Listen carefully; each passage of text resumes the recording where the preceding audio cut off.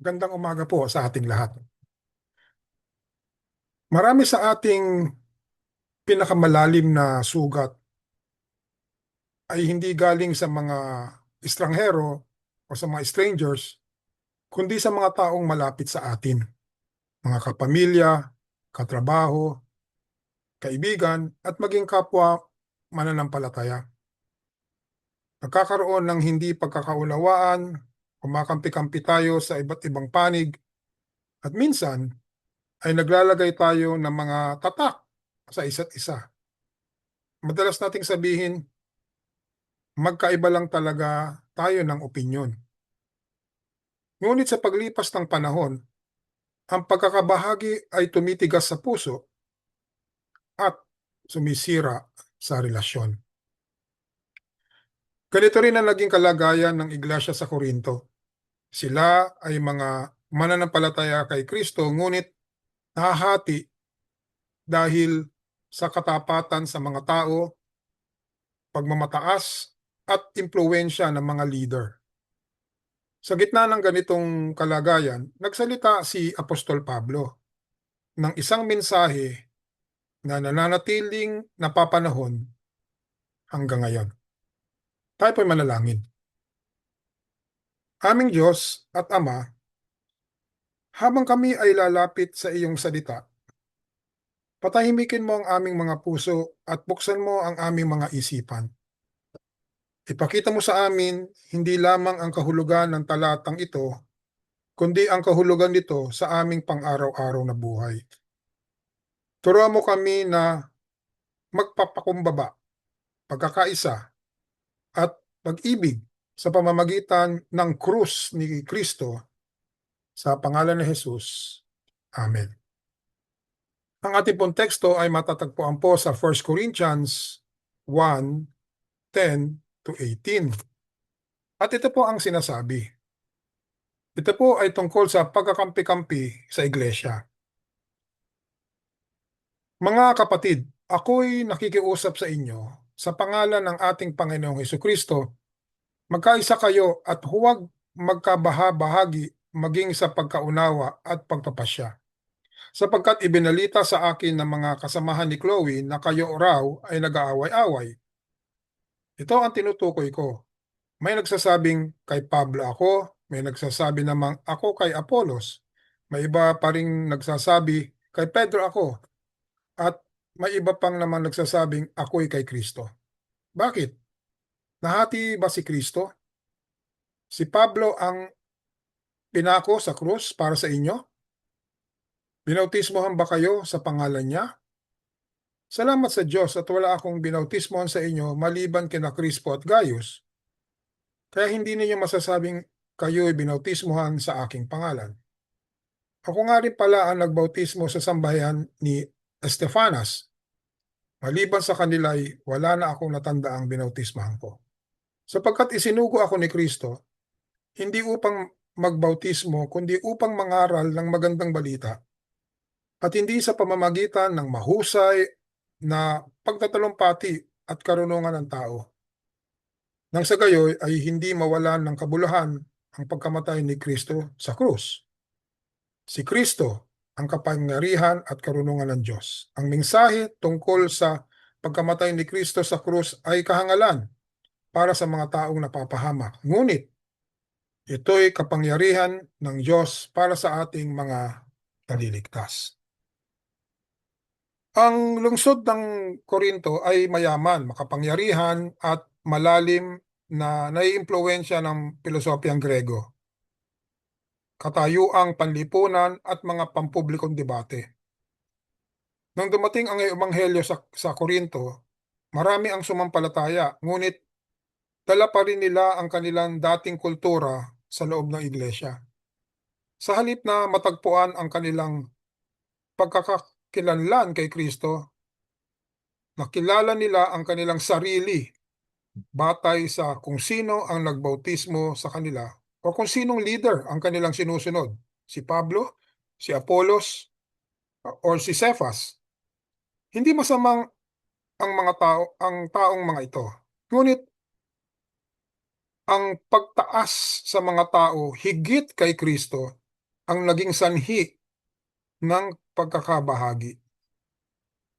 Sumulat si Pablo hindi upang manghatol, kundi upang ibalik ang iglesia sa tunay nitong sentro, si Hesukristo at siya na ipinako sa krus. Kaya po, ano pong mga aral ang ating pwedeng matagpuan sa ating pong mga pag-aaralan tungmagang ito? Una po ay yung pananawagan sa pagkakaisa. Ito po ay matatagpuan sa talata 10 o 10. Sinimulan ni Pablo ang kanyang sulat hindi sa utos kundi sa pakiusap.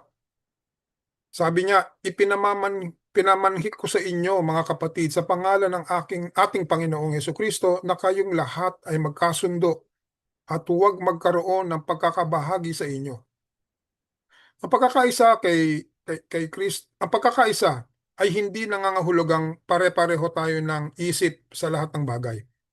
Ang pagkakaisa ay pagpili kay Kristo higit sa sariling ego, pag-ibig higit sa pagmamataas, at pakikipagsundo higit sa pagiging tama. Pinapaalala ni Pablo na ang pagkakabahagi sa loob ng iglesia ay salungat sa pangalan ni Jesus na ating ipinapahayag. Pangalawa, matatagpuan po sa talata 12 to 13, yung pong may panganib na ng nahating katapatan.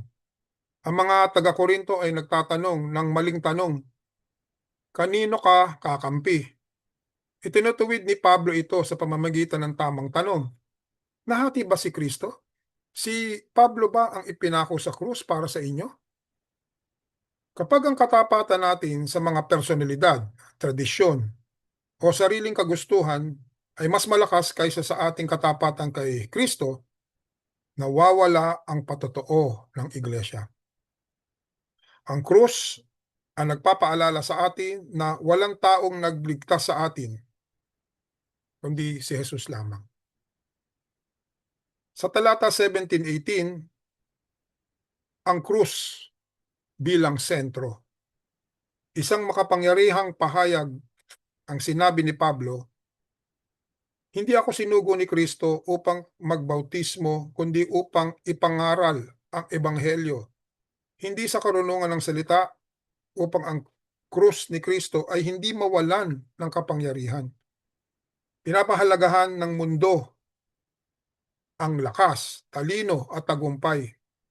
Ang krus ay tila kahinaan at kahangalan. Ngunit mariing sinabi ni Pablo, ang mensahe ng krus ay kamangmangan sa mga napapahamak, ngunit sa atin na naliligtas, ito ang kapangyarihan ng Diyos. Ang tunay na pagkakaisa ay hindi nanggagaling sa husay ng pananalita o lakas ng personalidad, kundi sa iisang pagpapakumbaba sa paanan ng krus. Sa ating pong buhay, suriin ang pinagmumulan ng ating mga pagkakabahagi. Tanungin natin ang ating sarili. Mas mahalaga ba sa akin ang aking opinyon kaysa kapayapaan? Nakikinig ba ako upang umunawa o upang sumagot lamang? Madalas, ang ugat ng pagkakabahagi ay hindi doktrina, kundi pagmamataas.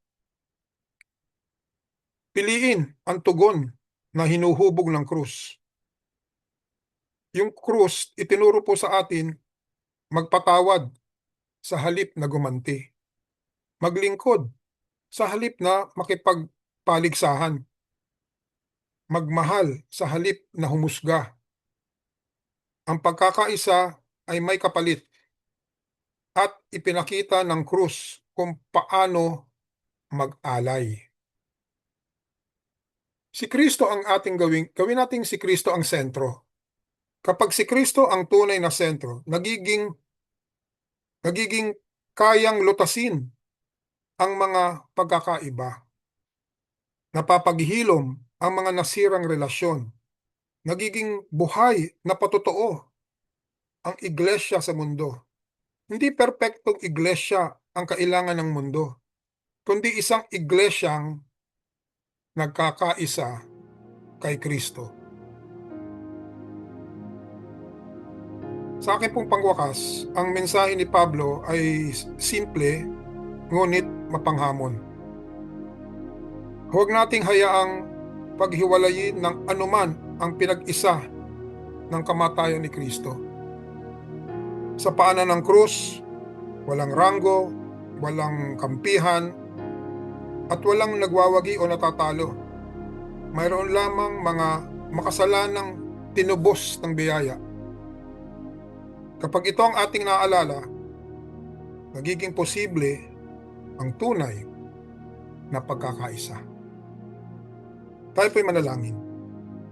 Panginoong Hesus, inaamin namin na minsan ay hinayaan naming maghari ang pagmamataas, pansariling kagustuhan, at maling katapatan na maghati sa amin.